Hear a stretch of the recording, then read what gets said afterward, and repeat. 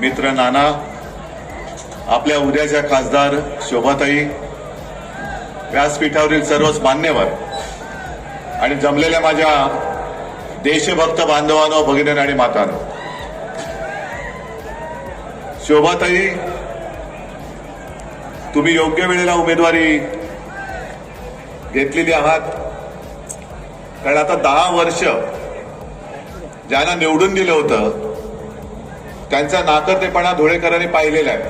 पाहिलं की नाही रे? जरा मोठ्याने बोला ना. काय ऊन तर तापलेलं आहे, पण तुम्ही तापलेत की नाही? गरम झालेत की नाही या सगळ्या अन्यायाविरुद्ध? जरा जोरात रिस्पॉन्स पाहिजे. आणि तसं पाहिजे तर समोरून जे निवडून आलेले आहेत ते तसे पहिले आमच्याकडेच होते. म्हणजे एका दृष्टीने पाहिलं तर ते सुद्धा गद्दारच आहे.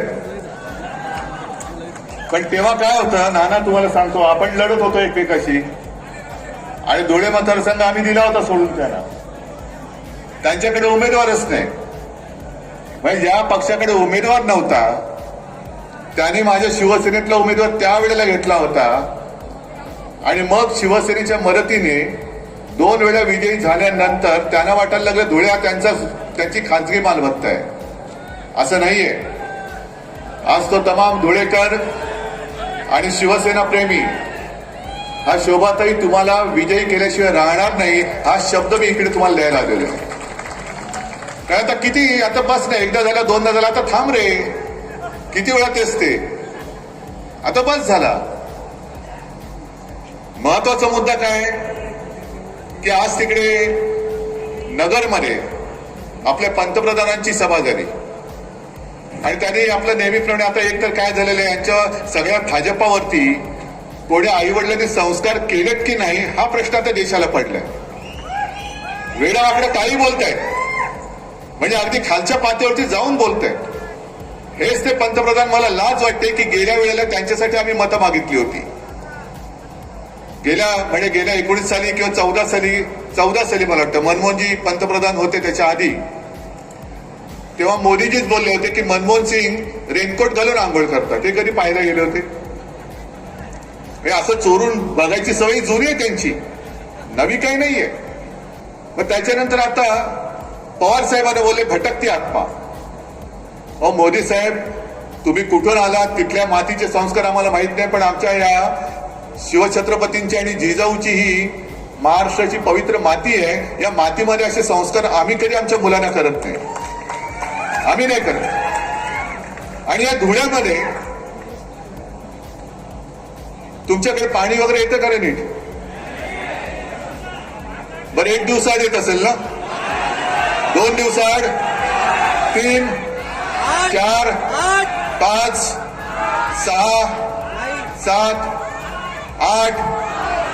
मग 8 दिवसानंतर तुम्हाला हे पाणी देतात. मग आता 5 वर्षानंतर आल्यानंतर यांना तुम्ही पाणी पाजणार आहात की नाही? यांना पराभव काय असतं त्याचं पाणी चाखवा जरा. केंद्रामध्ये बसले होते, मंत्री म्हणून बसले होते. आज धुळ्याची पूर्ण धुळधाण झालेली. मी जळगावमधनं येताना हेलिकॉप्टरने आलो. म्हणजे मोदीजींच्या भाषेत मग हेलिकॉप्टर से बाय रोड आ गया, असं ते बोलले. तो हेलिकॉप्टर से ऊपर से बाय रोड जे बाहेर आता तो मैंने देखा. संपूर्ण धुळं हे रखरखीत झालेलं आहे. आणि कदाचित येत्या काही वर्षामध्ये धुळ्याचा फार मोठा भाग त्या भागाचा वाळवंट होते की काय अशी भीती निर्माण झालेली. वाळवंट. धुळेकरांचे कोणते प्रश्न सोडवले? इथे शेतकरी आलेत की नाही? कांद्याचे किती आहेत शेतकरी, कांदावाले? तुम्ही आनंदी आहात? निर्यात बंदी वगैरे कशी छान चालू आहे. अजूनही निर्लज्ज निवडणुका आल्या, माझ्या महाराष्ट्रातल्या शेतकऱ्यांची कांद्याची निर्यात बंदी नाही उठवत. गुजरातच्या शेतकऱ्यांची कांदा निर्यात बंदी त्यांनी उठवून टाकली. का गुजरात आणि महाराष्ट्र याच्यामध्ये तुम्ही भेदभाव काय करता? महाराष्ट्राने मोदीजी तुम्हाला गेल्या 2 वेळेला 40 पेक्षा अधिक खासदार निवडून दिले होते म्हणून तुम्ही दिल्ली पाहिली होती. या वेळेला महाराष्ट्र तुम्हाला दिल्लीपर्यंत पोहोचू देणार नाही. माझी तर तुम्हाला सगळ्यांना विनंती आहे, दरवेळेला मला विचारतात, नाना तुम्हाला विचारत असतील काय काय होणार, काय होणार, कसलं काय होणार. नाही, तुमची महाविकास आघाडी किती जागा जिंकणार. म्हटलं आम्ही 48 लढवतोय आणि 48चे 48 आम्ही जिंकणार. का नाही जिंकायची. मोदीजी आज तिकडे जे बोलले की 4 जूनला आमची एक्सपायरी डेट आहे. अहो, तुमचा बुरशी आलेला माल आजपर्यंत लोकांनी पाहिला आहे, तो 4 जूनला आम्ही फेकून देणार आहोत केळ्याच्या टोपलीमध्ये. हे तुमचं सगळं बुरसटलेलं गोमूत्रधारी, हे ह्याची घाण लोक नकोय का मला. तुम्हाला एवढ्यासाठी सांगते की शोभाताई, तुम्ही खासदार म्हणून तिकडे आम्हाला का पाहिजे आहात, तर संविधानाचं रक्षण तर केलंच पाहिजे. ज्या डॉक्टर बाबासाहेब आंबेडकर एक साध्या गरीब दलित कुटुंबात जन्माला आलेला मुलगा हा एवढा बुद्धिमान कसा काय होऊ शकतो. आणि त्यांनी लिहिलेली घटना ही या बुरसटलेल्या गोमूत्रधाऱ्यांना आता ओझवायला लागलेली आहे की अरे त्या दलित माणसांनी लिहिलेली घटना आम्ही काय म्हणून पाळायची. म्हणून यांना 400 पार खासदार करून ती डॉक्टर बाबासाहेब आंबेडकर या महामानवाने लिहिलेली घटना ही यानं बदलून टाकायची. शोभाताई, तुम्हाला त्या घटनेचं रक्षण करावं लागेल. ही सगळी जनता तुम्हाला निवडून देणार आहे. पहिला प्रथम त्या घटनेचं रक्षण करायला तुम्हाला निवडून देणार आहे. दुसरं जे त्या निर्मला सीतारामन, काय त्यांचं नाव, सीतारामन, त्या बाई ज्या बोलल्या की या देशात 4 जाती आहेत, महिला, गरीब, शेतकरी आणि युवा. ठीक आहे ना, शेतकरी इकडे बसलाय, कांदा निर्यात बंदी तुम्ही अडवलंय, सोयाबीनला भाव देत आहेत, कापसाला भाव देत आहेत. आणि मी तुम्हाला उघड प्रश्न विचारतो की आपलं महाविकास आघाडीचं सरकार जेव्हा राज्यामध्ये होतं तेव्हा कापसाला भाव आज मिळतो त्याच्यापेक्षा जास्त होता का कमी होता. सोयाबीनला भाव जास्त होता का कमी होता. मग गद्दारी केली ती फक्त माझ्याशी नाही केली, शिवसेनेशी नाही, गद्दारी तुमच्या बरोबर केलेली आहे, शेतकऱ्यांची केलेली आहे, गद्दारी संपूर्ण महाराष्ट्राशी केलेली आहे. महाराष्ट्रामध्ये येणारे सगळे उद्योग हे सगळे ते गुजरातला घेऊन गेले.